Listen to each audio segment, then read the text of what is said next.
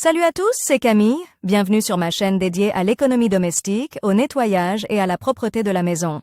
Restez avec moi pour des conseils pratiques et efficaces. Donc, au sujet de la vidéo. Auteur Elena en lecture 4 minutes. Publié le 13.07 2019. Si votre baignoire a perdu de son attrait, couverte de divorce et de taches sombres et inamovibles, ne vous hâtez pas de vous en séparer et de l'envoyer à la décharge. Il est tout à fait possible de la restaurer soi-même, en utilisant de l'acrylique liquide. Pour garantir un résultat positif, il est important de connaître certaines règles et de préparer la surface pour les travaux de restauration. Dans cet article, vous apprendrez comment recouvrir la baignoire d'acrylique de vos propres mains, tout en obtenant le meilleur résultat possible. Revêtement de la baignoire avec de l'acrylique de vos propres mains. L'acrylique liquide permet d'obtenir une surface parfaitement plane et lisse. Cette technologie est également appelée bain de coulée. Elle permet d'obtenir un nouveau revêtement absolument parfait sans l'utilisation d'un rouleau, de pinceau et d'une spatule métallique. Mais pour que tous les travaux de restauration aboutissent à un résultat positif, il est important non seulement de choisir le bon acrylique liquide, mais aussi d'effectuer les travaux préparatoires et de s'équiper des bons outils. Matériaux et outils pour le travail.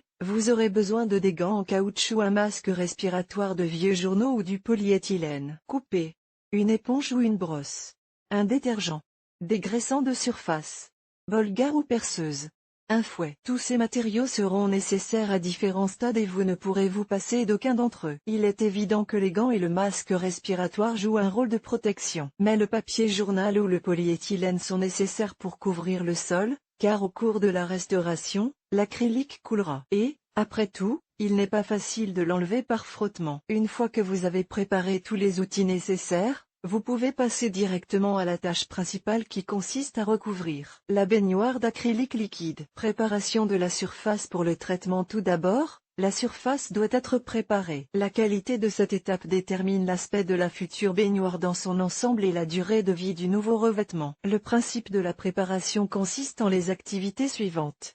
Débrancher la bonde. Placez une bouteille en plastique coupée sous le trou de l'évacuation pour permettre à l'excédent de liquide acrylique de s'y écouler. Travaillez toute la surface de la baignoire à l'aide d'une perceuse ou d'une perceuse munie d'un fouet, de manière à ce que l'ancien revêtement devienne légèrement rugueux. Rincez la baignoire à l'aide d'une brosse et d'un détergent. Rincez la mousse de savon à l'eau claire. Dégraissez la surface. Bien. Séchez la baignoire.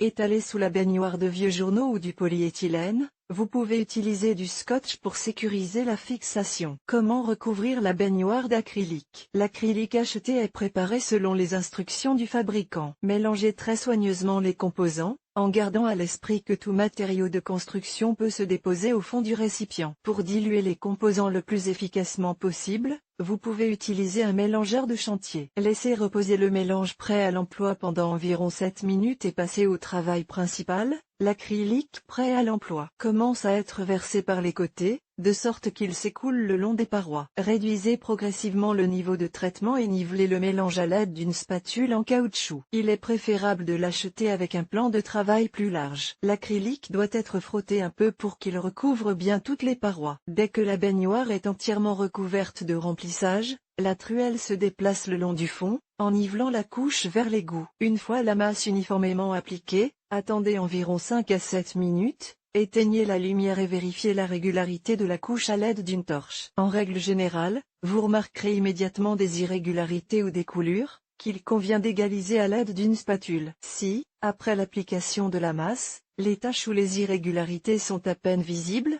il n'est pas nécessaire de les égaliser. Elles s'étaleront uniformément pendant le processus de séchage. Laissez sécher pendant 24 heures, en essayant de ne pas entrer dans la pièce. Dans certains cas, l'acrylique peut être appliqué en 2 couches selon une méthode similaire. Dans tous les cas, il est nécessaire d'attendre 24 heures pour que la première couche sèche bien et uniformément. Conseil utile.